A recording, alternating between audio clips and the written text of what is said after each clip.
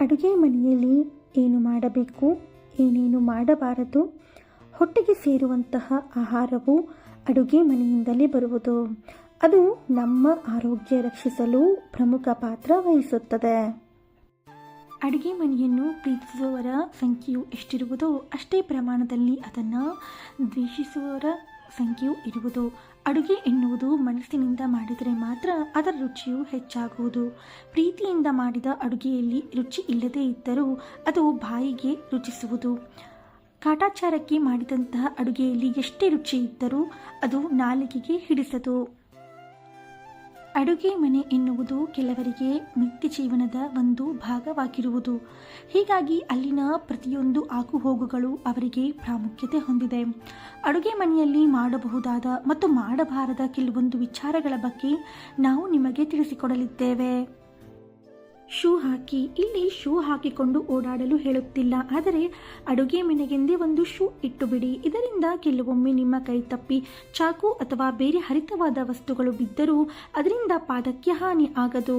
ಅಡುಗೆ ಮನೆಯಲ್ಲಿ ಜಾರುವುದನ್ನು ಇದು ತಡೆಯುತ್ತದೆ. ಅಗ್ನಿ ಹತ್ತಿಸಲು ಕಲಿಯಿರಿ. ಅಡುಗೆ ಮಾಡುವಾಗ ಅಗ್ನಿ ಹತ್ತಿಸುವುದು ಹೇಗೆ ಎಂದು ತಿಳಿಯಿರಿ. ಇಲ್ಲವಾದಲ್ಲಿ ಇದು ಪ್ರಾಣಕ್ಕೆ ಹಾನಿ ಉಂಟಾಗಬಹುದು. ಅಡುಗೆ ಮನೆಯಲ್ಲಿ ಬೆಂಕಿ ಶಮನಕವೂ ಇರಲಿ ಮತ್ತು ಇದನ್ನು ಬಳಸುವುದು ಹೇಗೆ ಎಂದು ಸರಿಯಾಗಿ ತಿಳಿಯಿರಿ. ಗ್ರೀಸ್ ಮತ್ತು ವಿದ್ಯುತ್ ಬೆಂಕಿಯ ಬಗ್ಗೆ ಸರಿಯಾಗಿ ತಿಳಿಯಿರಿ.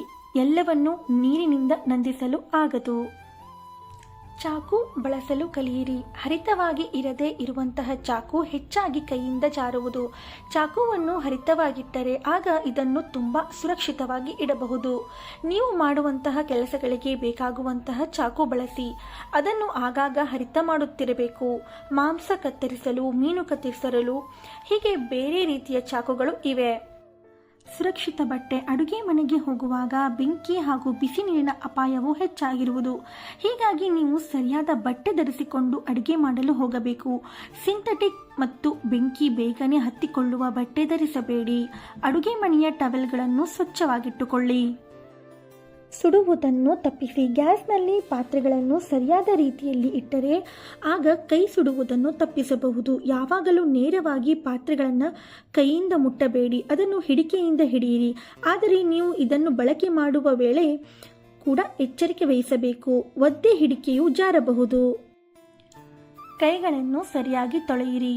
ಅಡುಗೆಗೆ ಮೊದಲು ಮತ್ತು ಬಳಿಕ ಸೋಪ್ ಅಥವಾ ನೀರಿನಿಂದ ಕೈಗಳನ್ನು ಸರಿಯಾಗಿ ತೊಳೆಯುವುದು ಅತಿ ಅಗತ್ಯವಾಗಿರುವುದು.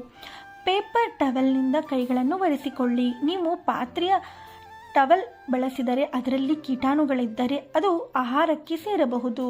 ಅಡುಗೆ ಮನೆಯ ನೆಲ, ಸಿಂಕ್ ಇತ್ಯಾದಿಗಳನ್ನು ಸರಿಯಾಗಿ ಶುಚಿ ಮಾಡಿ. ಪಾತ್ರೆಯ ಮುಚ್ಚಳ ತೆಗೆಯುವುದು. ಬಿಸಿಯಾದ ಪಾತ್ರೆಯ ಮುಚ್ಚಳ ತೆಗೆಯುವುದು ತುಂಬ ಕಠಿಣ ಕೆಲಸ. ಇದರಲ್ಲಿ ಸಣ್ಣ ಹಿಡಿಕೆ ಇದ್ದರೂ ಎಚ್ಚರಿಕೆ ವಹಿಸಬೇಕು. ಹಿಡಿಕೆ ಜಾರಿದರೆ ಅದರಿಂದ ಸುಟ್ಟ ಗಾಯವಾಗಬಹುದು. ದೇಹದಿಂದ ದೂರವಿದ್ದುಕೊಂಡು ಇದರ ಪಾತ್ರೆಯ ಮುಚ್ಚಳವನ್ನು ತೆಗೆಯಿರಿ.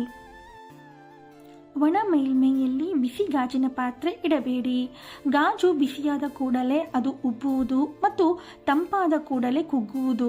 ಇದರಿಂದಾಗಿ ಒತ್ತಡ ಬಿದ್ದು ಗಾಜಿನ ಸಂಕೋಚನ ಉಂಟಾಗಬಹುದು. ಬಿಸಿಯಾಗಿರುವ ಮೇಲ್ಮೈಯಲ್ಲಿ ಗಾಜಿನ ಮುಚ್ಚಳ ಅಥವಾ ಗಾಜಿನ ಗ್ಲಾಸ್ ಅನ್ನು ಇಡಬೇಡಿ.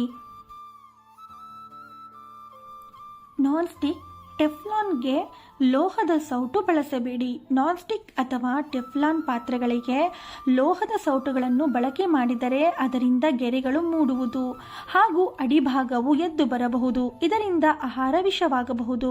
ಇದಕ್ಕೆ ಮರ ಅಥವಾ ಪ್ಲಾಸ್ಟಿಕ್ ಹಿಡಿಕೆ ಬಳಸಿ. ಮಾಂಸ, ತರಕಾರಿ, ಹಣ್ಣಿಗೆ ಒಂದೇ ಬೋರ್ಡ್ ಬಳಸಬೇಡಿ. ತರಕಾರಿ ಹಾಗೂ ಹಣ್ಣುಗಳನ್ನು ಕತ್ತರಿಸಲು ಪ್ರತ್ಯೇಕವಾದ ಮರದ ಬೋರ್ಡನ್ನು ಬಳಸಿ. ಅದೇ ರೀತಿಯಲ್ಲಿ ಮಾಂಸ ಕತ್ತರಿಸಲು ಬೇರೆ ಬೋರ್ಡನ್ನು ಬಳಸಿ. ಇದರಿಂದ ಮಾಂಸದಲ್ಲಿ ಇರುವಂತಹ ಸ್ಯಾಲ್ಮೊನೆಲ್ಲಾ ಎಂಬ ಬ್ಯಾಕ್ಟೀರಿಯಾವು ಹಣ್ಣುಗಳೊಂದಿಗೆ ಹೊಟ್ಟೆ ಸೇರುವುದು ತಪ್ಪುವುದು. ಮಾಂಸ ಹಾಗೂ ತರಕಾರಿ, ಹಣ್ಣುಗಳಿಗೆ ಪ್ರತ್ಯೇಕವಾದ ಬೋರ್ಡ್ ಬಳಸಿ.